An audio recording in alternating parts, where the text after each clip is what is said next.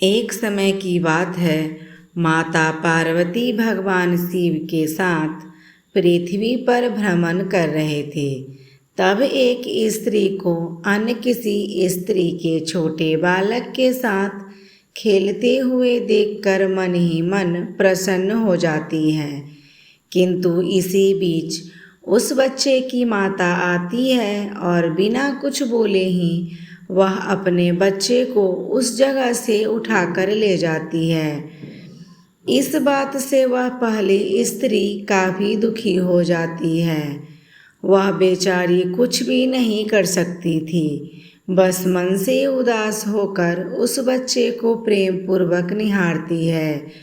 उसकी स्थिति को देखकर माता पार्वती शिव से कहते हैं, हे प्रभु, देवों के देव महादेव, मेरे मन में कुछ आशंकाएं उत्पन्न हुई है।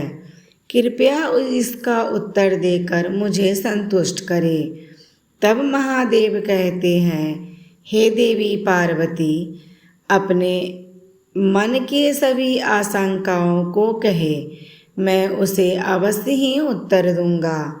तब माता पार्वती कहती है, हे प्रभु, मैं यह जानना चाहती हूँ कि वह कौन सी स्त्री है जिसके भाग्य में संतान का सुख नहीं होता है। मेरा दूसरा प्रश्न है कि किस पाप के कारण एक स्त्री समय से पहले विधवा हो जाती है। और मेरा तीसरा प्रश्न है, कौन सा श्रृंगार करने से स्त्री को स्वर्ग में स्थान मिलता है। तब भगवान शिव कहते हैं, हे देवी, आपके तीनों प्रश्न अत्यंत महत्वपूर्ण हैं। जो भी मनुष्य इन तीनों प्रश्नों के उत्तर समझकर इस पर्याप्त ज्ञान को अपने जीवन में उतार लेता है, उसे जीवन में सुख और समृद्धि की प्राप्ति होती है। हमारे सभी सनातनी भाई बहनों को हमारा नमस्कार। आप देख रहे हैं आध्यात्मिक कथाएं। हमारी भक्तिमय कथा आपको अच्छी लगे तो वीडियो को लाइक और चैनल को सब्सक्राइब जरूर कीजिएगा और एक बार कमेंट बॉक्स में हर हर महादेव जरूर लिखें। मैं इस कथा को पूरा ध्यान से सुनूंगी और इसका प्रसार अवश्य ही करूंगी। कृपया करें और आप इस कथा को कहें। तो शिव कहते हैं, हे देवी पार्वती, ध्यान से सुनो। आज मैं आपको ऐसी स्त्री की कथा सुनाता हूँ जो दूसरों के बालकों के प्रति स्नेहपूर्वक व्यवहार करती थी। हे देवी, एक माता के लिए संसार के सभी सुखों से परे अपने बच्चों की ममता होती है। एक स्त्री की ममता के आगे स्वयं भगवान शिव को झुकना पड़ता है, यह तो आप भली भांति जानती हैं।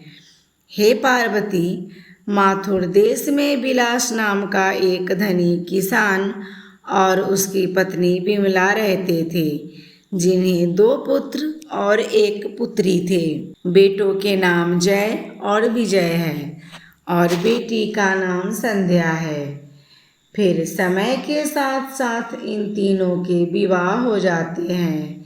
जय की पत्नी का नाम गया था और विजय की पत्नी का नाम सुकन्या था।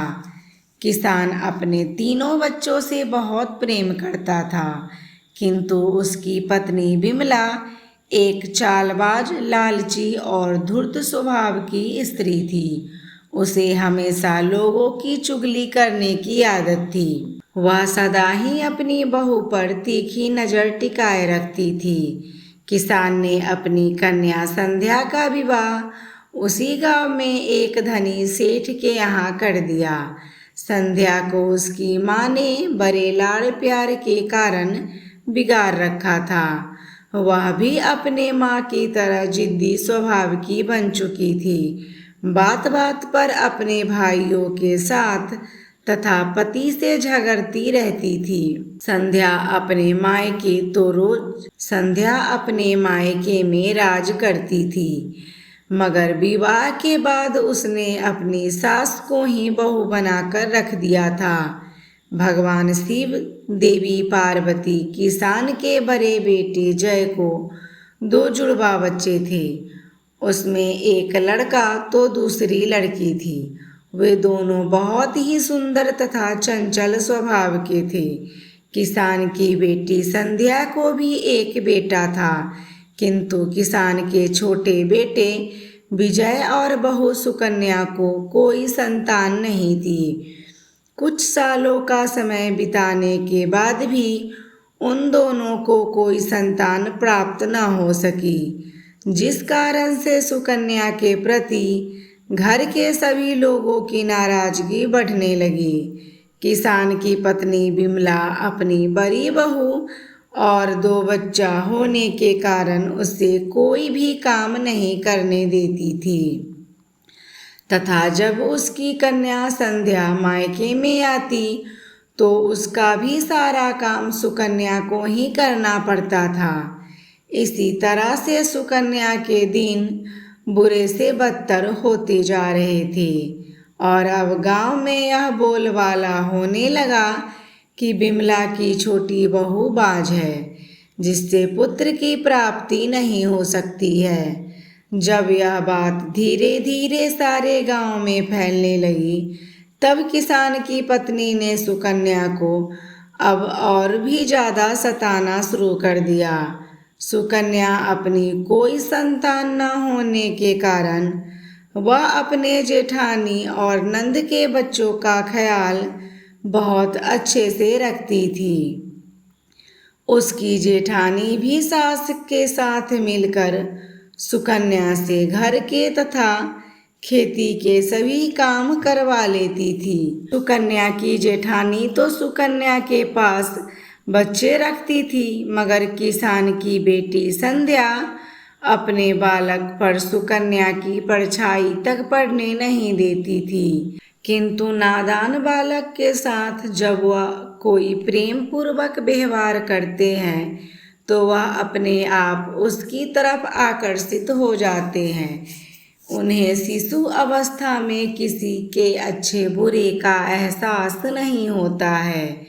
जब भी सुकन्या अपने नंद संध्या के बच्चों को छूती तो संध्या उससे भला बुरा कहती थी। इसी कारण से गांव की अन्य स्त्रियां भी सुकन्या को कोई संतान न होने के कारण अपने बच्चे को छूने नहीं देती थी। मित्रों, सुकन्या एक अच्छी संस्कारी स्त्री होने के कारण इन सभी प्रकार के मानसिक और शारीरिक कष्टों को अपने नसीब का भोग समझती थी। वह अपने पति और ससुराल में पूरी तरह से समर्पित थी। फिर इसी तरह से कुछ दिनों का समय बीतने के बाद जब संध्या अपने मायके में आती है तो सुकन्या से कहती है, हे बाज, दूर हो जा मेरी नज़रों से। मेरे भाई का जीवन तो तूने बर्बाद कर ही दिया है। यदि तुम मेरे भाई के साथ कुछ और दिन रही तो लोग उसकी मर्दानगी पर ही शक करेंगे।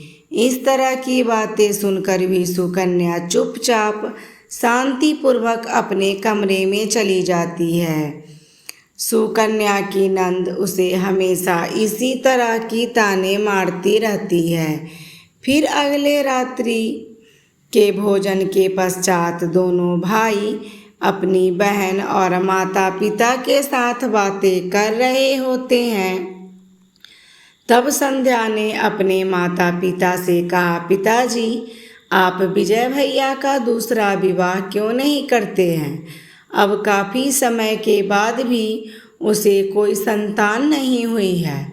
उसी समय उसकी बातों को काटते हुए बिमला ने कहा, हाँ बेटी, तू ठीक कहती है। सुकन्या के कारण हमारा परिवार पूरे गांव में बदनाम होता जा रहा है। अब मैं लोगों के मुख के ताने सुन सुनकर परेशान हो चुकी हूँ। पता नहीं किस पाप के कारण मुझे इस जैसी बाझ औरत बहू मिली। मेरा तो भाग ही फूट गया है। उनकी बातों को किसान और उसके बेटे बस सुनते जा रहे थे, क्योंकि घर में इन दोनों का ही राज चलता था। तब किसान की बड़ी बहू कहती है, माँ जी, आप बुरा न माने तो आप देवर जी का दूसरा विवाह मेरी छोटी बहन के साथ करवा दे, तो आज हमारे घर का यह लांछन दूर हो सकता है। तब किसान को अपनी पत्नी, बेटी और बहू पर बड़ा ही क्रोध आता है और वह कहता है, तुम लोग यह कैसे बातें कर रहे हो? थोड़ा सा तो धैर्य रखो। मैं जानता हूँ कि सुकन्या अच्छी और संस्कारी है। उस दिन रात काम करवाती हो, जिस कारण से उसे अपने पति के साथ रहने का समय कहाँ मिलता है। आप लोगों ने तो बस उसे अपनी दासी बनाकर रखा है। इसके बाद विजय के दूसरे विवाह की चर्चा इस घर में कभी नहीं होनी चाहिए। यह बात तुम सब लोग कान खोल कर सुन लो। अब किसान के आगे सभी शांत हो चुके थे और किसान गुस्से में वहाँ से चला गया। जब सभी लोग रात में सो जाते हैं, तब सुकन्या की सास और नंद सुकन्या से छुटकारा पाने के लिए एक षड्यंत्र का आयोजन करती है। जब अगली सुबह किसान अपने दोनों बेटों के साथ कुछ दिनों के लिए अन्य नगर में अपने फसल को बेचने हेतु चले जाते हैं, तब किसान की बेटी और पत्नी अपने षड्यंत्र के अनुसार जब अपनी बड़ी बहू के दोनों बच्चों को चुपचाप अपनी ही बेटी संध्या के घर में ले जाकर उन्हें एक गुप्त तहखाने में छुपा देती है, जिसकी भनक अन्य किसी को भी नहीं होती है। जब किसान की बड़ी बहू बच्चों को घर तथा अन्य के आसपास ढूंढती है, तब उसे वह नहीं मिलते हैं, जिस कारण से वह अत्यंत चिंतित होकर अपनी सास से पूछते हैं, सासू माँ, सुबह से मेरे बच्चे मुझे दिखाई नहीं दे रहे हैं, क्या आप जानती हैं यह कहाँ गए हैं? तब बिमला कहती है, अरे मुझसे क्या पूछ रही हो? अपनी देवरानी से पूछो, हर रोज़ तो वही तेरे बच्चों को संभालती है। तुझे कितनी बार कहा था ध्यान रखा करो। तब बड़ी बहू और भी डर जाती है और सुकन्या के पास जाती है, जो कि घर में पूजा पाठ कर रही होती है, और कहती है, सुकन्या, बच्चे कहाँ हैं? मैं बहुत समय से उन्हें नहीं देखा। सुकन्या कहती है, दीदी, मैंने उन्हें नहीं देखा। आज सुबह से वह मेरे पास नहीं आए हैं। मुझे लगा कि आज मैं अभी तक नींद से नहीं जागे हैं और आप ही के पास सोए होंगे। भगवान शिव कहते हैं, हे देवी, इस समय सुकन्या ने अपना पूजा पाठ आधा अधूरा छोड़कर बच्चों को ढूंढना शुरू कर दिया। अब किसान की दोनों बहुएं घर में तथा पूरे गांव में बच्चों को ढूंढने लगी, किंतु वे कहीं नहीं मिले। वहीं दूसरी ओर बिमला और संध्या मन ही मन खुश हो रही थी, क्योंकि वह उनका षड्यंत्र पूरी तरह से सफल हो जा रहा था। सुबह से लेकर संध्या का समय होने को आया, किंतु बच्चे नहीं मिले। दोनों बहुएं हताश होकर पूरी तरह से थक हार कर वापस घर आती हैं और ज़ोर ज़ोर से विलाप करती हैं। उन दोनों के सुबह से कुछ भी न खाया था, न ही एक बूंद पानी को स्पर्श किया।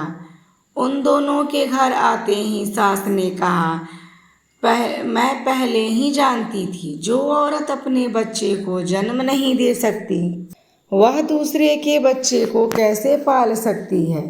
एक बाझ औरत को दूसरे के बच्चे से जलन होती है। मुझे लगता है कि सुकन्या ने तुम्हारे बच्चों का घात किया है। यह सुनकर किसान की दोनों बहुएं दंग रह जाती हैं। उसी समय किसान की बेटी कहती है, मैंने आज सुबह के अंधेरे में सुकन्या को घर से बाहर जाते देखा और हर दिन के मुकाबले आज बहुत जल्दी जाग उठी थी। और जब हम सारे लोग बच्चों को ढूंढ रहे थे तब यह पूजा पाठ का नाटक कर रही थी। हो न हो भाभी के बच्चों को इसने कहीं छुपा दिया है, या फिर जिस कुएं में पर यह पानी लाने जाती है कहीं उसमें ही उन्हें फेंक तो नहीं दिया हो। मुझे किसी अनहोनी की आहत हो रही है। अपनी सास और नंद की मुख से ऐसी बातें सुनकर अब बड़ी बहू को भी सुकन्या पर शक होने लगा। किसान के घर में देखते ही देखते कलेश का वातावरण निर्माण हो गया।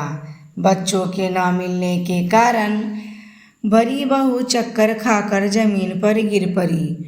तभी सही मौके का फायदा उठाते हुए किसान की पत्नी बिमला ने सुकन्या से कहा, अरे नीच दुष्ट औरत, तुम्हारे ही कारण आज मेरे दोनों पोते खो गए। भगवान जाने वह जीवित है या नहीं, किंतु तुम्हें तुम्हारे इस नीच हरकत की सजा जरूर मिलेगी। उठ और निकल जा मेरे घर से दूर, अब तुम्हारे लिए इस घर में कोई जगह नहीं है। तब बेचारी सुकन्या रोती हुई अपने सास के पैर पकड़कर कहती है, माँ जी मुझे माफ़ कीजिए, मैंने ऐसा कोई काम नहीं किया जैसा आप समझ रही हैं। मैं नहीं जानती कि बच्चे कहाँ हैं। ईश्वर के लिए मेरा विश्वास करो, मैं भला मासूम बच्चों को क्यों दुख पहुँचाऊँगी। वह तो मुझे अति प्रिय थे, लेकिन निर्दयी बिमला और संध्या ने सुकन्या को घर से धक्के मारकर बाहर कर दिया और दरवाज़ा बंद कर दिया। बेचारी सुकन्या अब जाए तो कहाँ जाए। वह अपने बूढ़े माँ बाप के पास जाकर उनके लिए बोझ नहीं बनना चाहती थी, इसलिए वह उसी जंगल की ओर निकल जाती है और वह मन ही मन टूट जाती है। लेकिन उसकी भगवान में आस्था होने के कारण उनका नाम स्मरण करते हुए एक पहाड़ी के ऊपर चढ़ जाती है। किंतु चलते चलते उसी समय उसके पीछे एक जंगली सुअर पड़ जाते हैं। तभी वह अपनी जान बचाते हुए पहाड़ी की एक गुफा में प्रवेश कर जाती है। वह एक अत्यंत विचित्र और प्राचीन गुफा थी। जब वह गुफा के भीतर चली गई तब उसे एक दिव्य प्रकाश दिखाई दिया, जिसके पास एक स्त्री किसी मायावी विद्या का प्रयोग कर रही थी। तब उसने उस बुद्धि मायावी स्त्री को माँ कहकर संबोधित किया और कहा, माँ जी मेरे पीछे कुछ जंगली सुअर पड़े हैं, इसलिए मैं अपने प्राणों की रक्षा हेतु आपकी गुफा में आई हूँ। अगर आपको कोई आपत्ति ना हो तो मैं आज की रात यहाँ रुकना चाहती हूँ। तो बूढ़ी औरत ने बिना कुछ बोले अपना सर हिलाया था। सुकन्या ने आज पूरे दिन कुछ भी नहीं खाया था, इसलिए वह अत्यंत व्याकुल हो उसी जगह सो गई। फिर कुछ समय के बाद जब उसे होश आया तो उसे वह बूढ़ी माँ ने उसकी हालत पर तरस खाकर उसे कुछ ताज़ा फल खिलाए और उसके बारे में जानना चाहा। तब सुकन्या ने अपने जीवन की सारी दुख भरी कहानी उसे सुना दी। मित्रों, जो बूढ़ी माँ थी असल में वह त्रिजटा राक्षसी थी, जो अपना वेश बदलकर उस गुफा में तंत्र विद्या का अभ्यास कर रही थी। और सुकन्या के मासूम चेहरे को देखकर तथा उसके माँ कहने के कारण उसका भी हृदय पिघल गया था। उन दोनों के बीच खूब बातें हुई और त्रिजटा ने सुकन्या को अपने असलियत के बारे में बताया।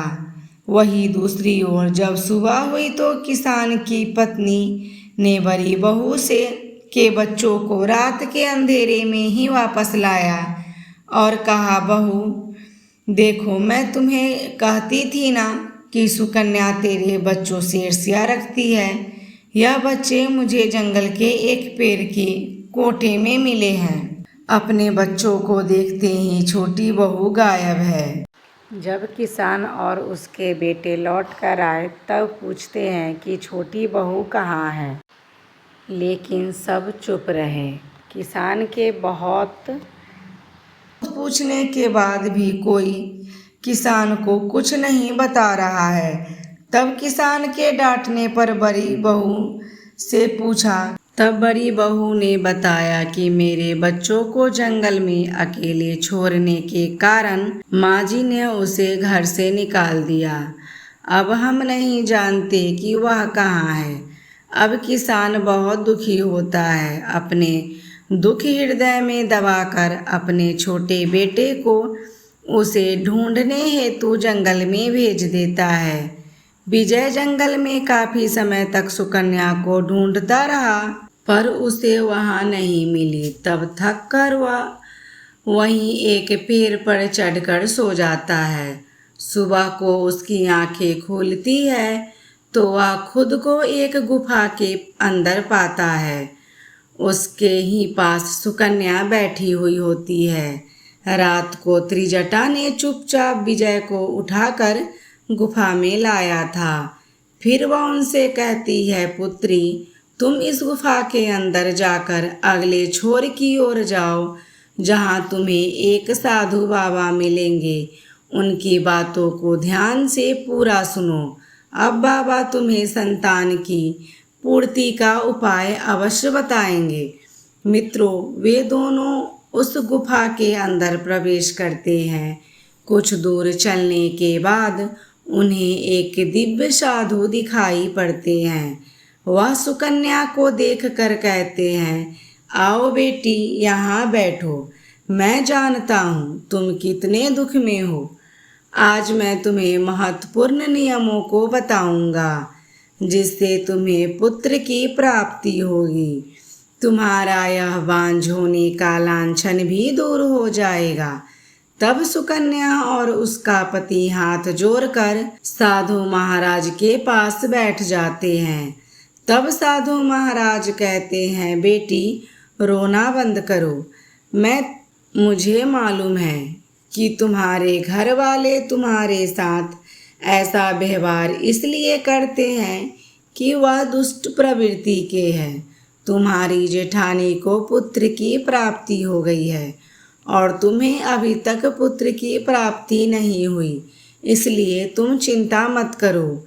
आज मैं तुम्हें जो उपाय बताऊंगा उसे ध्यानपूर्वक सुनो और उसके बाद तुम्हें गुणवान पुत्र की प्राप्ति होगी।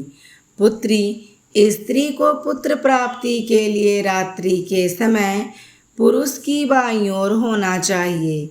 ऐसा करने से कुछ देर बाद दाईं तरफ करवट लेने से नाक का बायां स्वर चालू हो जाता है। तब पुरुष का दायां स्वर और स्त्री का बायां स्वर चालू हो जाए तब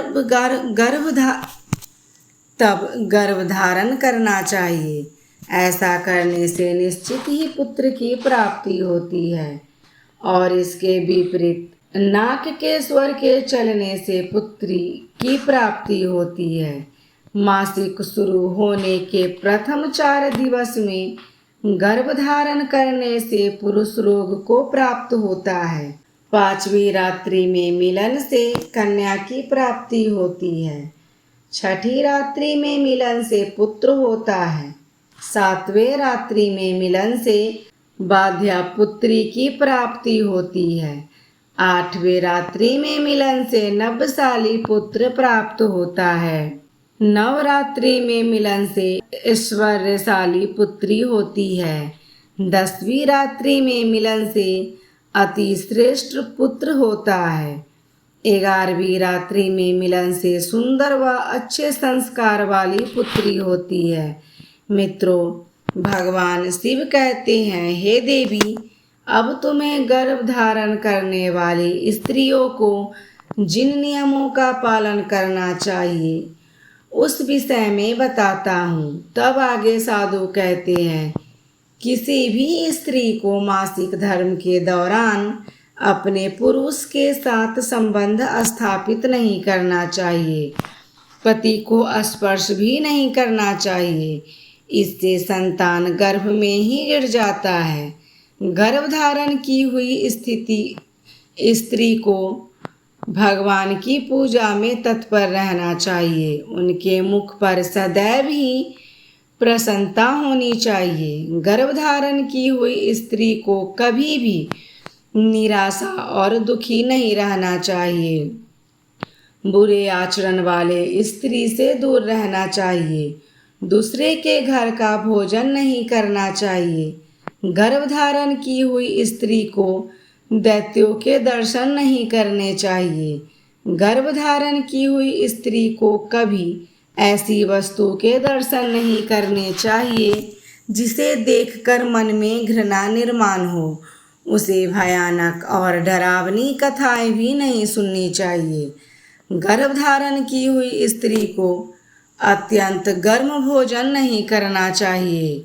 जो भी स्त्री इन नियमों का पालन करती है वह उत्तम पुत्र को प्राप्त करती है। जो स्त्री इन नियमों का पालन नहीं करती है उनका गर्भ गिर जाता है अथवा उनका निरोध हो जाता है। हे पुत्री, अब मैं तुम्हें पुत्र प्राप्ति का उपाय बताता हूँ, इसे ध्यान से सुनो। संबंध बनाते समय स्त्री और पुरुष के मन में जैसी कल्पना होगी वैसा ही गर्भ उत्पन्न होगा, इसमें संदेह नहीं है। जो स्त्री मासिक धर्म के बाद 14वीं रात्रि में सहवास करती है तो उस स्त्री के गर्भ से गुणवान, भाग्यवान, धनवान तथा धर्मनिष्ठ पुत्र का जन्म होता है। प्रदो काल के 5वें दिन स्त्रियों को तीव्र और गर्म भोजन का परित्याग करके मधुर अर्थात मीठा भोजन करना चाहिए, क्योंकि स्त्रियों की कोख अति पात्र होता है और पुरुष का वीर अमृत तुल्य होता है। इसलिए स्त्रियों को सहवास से पहले तीखा, कड़वा और गर्म भोजन नहीं करना चाहिए। वह साधु कहते हैं, हे देवी, इस प्रकार से मैं तुम्हें संतान प्राप्ति के लिए महत्वपूर्ण नियम बताए हैं। तुम इन नियमों का पालन करो, तुम्हें उत्तम संतान सुख प्राप्त होगा। मित्रों, फिर वे दोनों उसी गुफा के अंदर रहकर उन साधु की सेवा करते हैं और साधु के कहे अनुसार शारीरिक संबंध स्थापित करते हैं, जिससे सुकन्या गर्भ धारण करती है और जब वह बच्चे को जन्म देती है तो सुकन्या और उसका पति बहुत ही खुश होते हैं। उन्हें भी पुत्र की प्राप्ति हो जाती है। फिर वे दोनों साधु महाराज की आज्ञा लेकर वहाँ से त्रिजटा के पास आते हैं। तब वह राक्षसी उन्हें बहुत सारा धन देकर मायावी विद्या के बल पर वापस अपने घर पहुंचा देती है। मित्रों, भगवान शिव कहते हैं, हे देवी पार्वती, जब किसान का बेटा बहू अपने नाती को लेकर घर वापस आता है तब वह किसान बहुत खुश हो जाता है।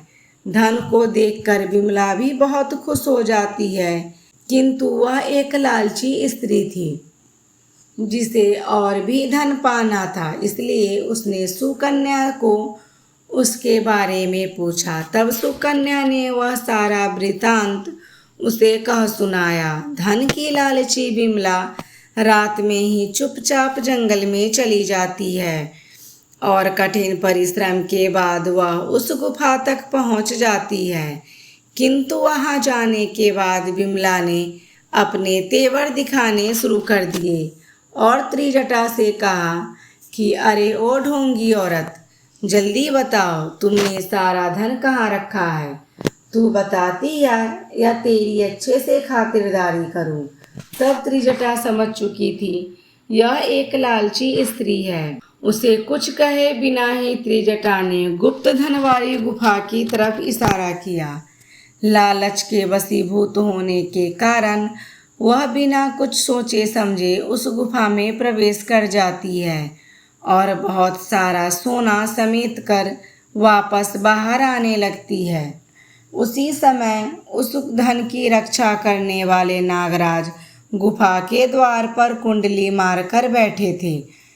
उन्होंने देखा कि एक स्त्री कई सारा धन चुराकर भाग रही थी, किंतु धन की लालची बिमला ने धन के रक्षक नागराज पर ही हमला बोल दिया, जिससे क्रोधित होकर नागराज ने उसे जिंदा ही निगल लिया और उसके कंकाल को गुफा के पास बाहर फेंक दिया। महादेव कहते हैं, हे देवी पार्वती, सुकन्या का परिवार सुखी से जीवन यापन कर रहा था कई दिनों से, किंतु सुकन्या का परिवार कई दिनों से सास को घर न आने से सुकन्या इस जंगल में त्रिजटा के गुफा में जा पहुंची। देखा कि एक कंकाल वहां पड़ा है। वह समझ चुकी थी कि लालच के कारण उसकी सास मृत्यु को प्राप्त हो गई है। जब वह वापस आती है तो वह सारा वृत्तांत अपने घर के लोगों को सुनाती है। फिर कुछ दिन बीतने के बाद किसान की बेटी संध्या को उसके भाइयों और पिता ने बहुत खरी खोटी सुना दी और कहा, अब आगे तुम हमारे घर में सिर्फ एक मेहमान की तरह ही रहोगी, मालकिन बनने की कोशिश मत करो। इसी तरह से धूर्त, लालची और बहू को परेशान करने वाली सास की दुर्दैवी मृत्यु को प्राप्ति होती है। भगवान शिव कहते हैं, हे देवी पार्वती, तुम्हारा पहला प्रश्न था कि कौन सी स्त्री के भाग्य में पुत्र नहीं होता, तो समझ लो साधु के द्वारा बनाए गए नियमों के विपरीत जो कार्य करते हैं उनके भाग्य में पुत्र योग नहीं होता। तुम्हारा दूसरा प्रश्न था कि कौन सा गहना पहनने से स्त्री या पुरुष की दर्दनाक मौत होती है, तो वह है लालच स्त्री रूपी गहना जो किसान की पत्नी ने पहना था और खूब सारा सोना लाने के लालच में गुफा के नागराज द्वारा निगली गई और उसकी दर्दनाक मौत हो गई। इसलिए लालच रूपी गहना कभी नहीं पहनना चाहिए। अब तुम्हारा तीसरा प्रश्न था कि कौन सा श्रृंगार करने से स्त्री को स्वर्ग में स्थान मिलता है, तो वह चरित्र रूपी श्रृंगार यानी कि चरित्रवान और पतिव्रता स्त्री किसान की छोटी बहू सुकन्या की तरह मृत्यु के बाद स्वर्ग को प्राप्त हो जाती है। इसलिए हर विवाहित स्त्री को पतिव्रता और चरित्रवान होना चाहिए। तो प्रिय दर्शकों, आपको यह कथा कैसी लगी कमेंट करके अवश्य बताएं। जानकारी अच्छी लगी हो तो वीडियो को लाइक, कमेंट और चैनल को सब्सक्राइब जरूर कीजिएगा। वीडियो को अंत तक देखने के लिए धन्यवाद।